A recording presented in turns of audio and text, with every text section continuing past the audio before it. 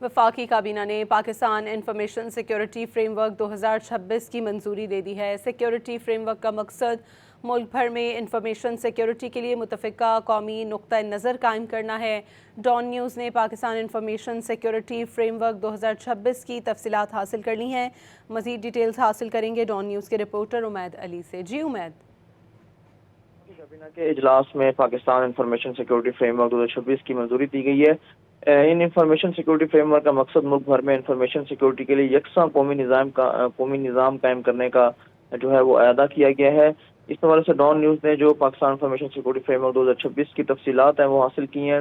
उनमें ये बताया गया कि मुल्क भर में साइबर सिक्योरिटी के मेयारात को मज़ीद मजबूत बनाने का जो है फैसला किया गया। मुतल्लिका स्टेक होल्डर्स के मुशावरत के बाद पाकिस्तान इंफॉर्मेशन सिक्योरिटी फ्रेमवर्क को हतमी शक्ल दी गई है।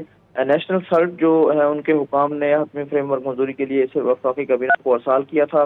नए फ्रेमवर्क के जरिए इंफॉर्मेशन सिक्योरिटी के लिए मरकजी निगरानी का निज़ाम मजीद मजबूत जो है बनाया जाएगा और उसे यकीनी बनाया जाएगा। फ्रेमवर्क में साइबर सिक्योरिटी की रिपोर्टिंग, रिस्क मैनेजमेंट और इंफॉर्मेशन सिक्योरिटी ऑडिट से मुतालिक इकदाम भी शामिल हैं।